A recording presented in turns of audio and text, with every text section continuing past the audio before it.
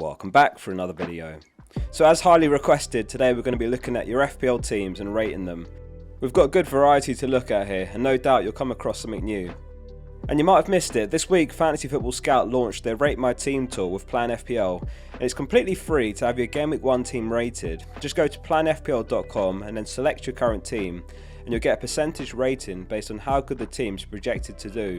If you're a Scout member, you get access to Opta stats, projected points and ratings beyond Game Week 1, another of the many features you get as a member, and it's only a few quid, with 30% off using the link below. Click below to give it a try.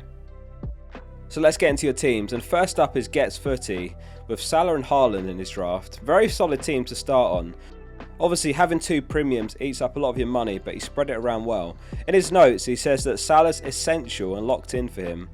This is probably about as good as any Salah draft you can build right now, with Haaland in as well. Difficult to poke holes in this one, but do be conscious of how light your bench is. If Stones misses a game, which is always possible with Pep, then your bench is going to be really light. You could consider Vissa over Mbumo, who has looked better in pre-season and he has scored, and he's playing centre forward. That would free up 0.5 mil. Other than that, really like this one. Next up is Ryan's draft, and it's just about the only Haaland-less draft I've seen anywhere. Instead, Salah's his premium, and that 1.5 mil saved he's spread around pretty nicely. It goes without saying though that if an 86% owned Haaland has an explosive start to the season again, and Salah doesn't match it, or even if Captain Jesus doesn't, then your season could be in pieces after just a few weeks. For me, it's far too risky.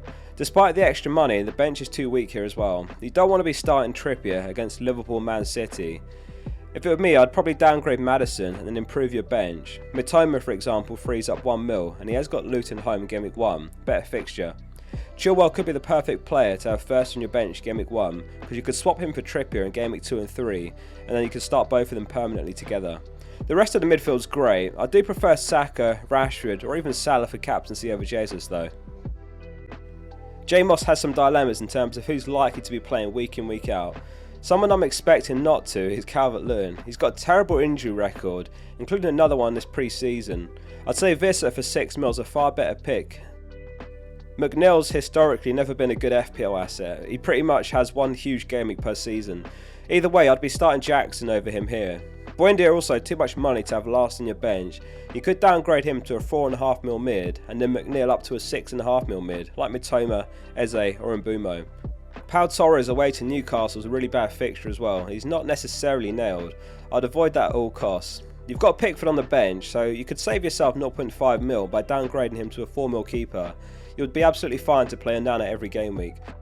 Making those tweaks will free up lots of money and improve your team all round. Fitz Lola has a Haaland, Salah and Trent draft. In my opinion, having all three hurts your team balance far too much.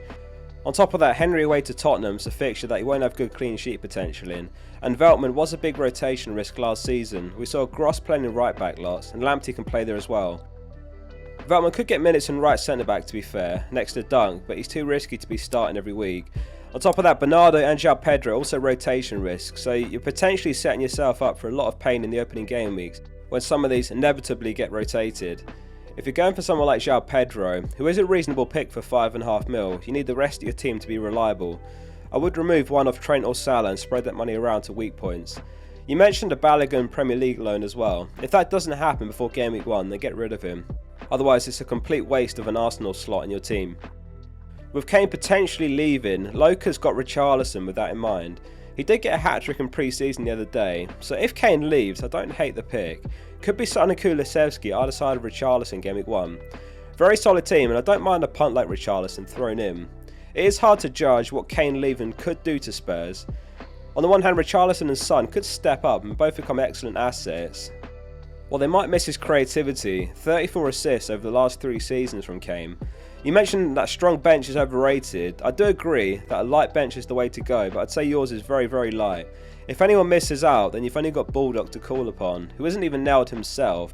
There's a chance Bogle gets some starts in right wing back himself, and the other 2 bench players in your team will get 1 pointers at best. The next one from the Scouser guy is a really solid team, but he's raised some really valid concerns here which I want to weigh in on. The first is Rashford's position going to get compromised with Højlund? I would say I don't think so. Rashford's best position is left wing, not up top. He's been playing up top in pre-season and he has been less effective there.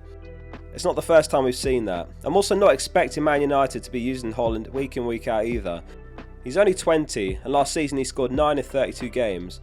One player who could massively benefit is Bruno, however, with a proper striker to create chances for. With respect to Weghorst, let's not forget last season that Bruno was creating chances for Weghorst. His second concern is Mitoma. Is he a rotation risk? So there has been some speculation in pre-season after Adingra scored twice for Brighton the other day. The 21-year-old was on loan all last season. He can play Mitoma's position, which is where he played the other day.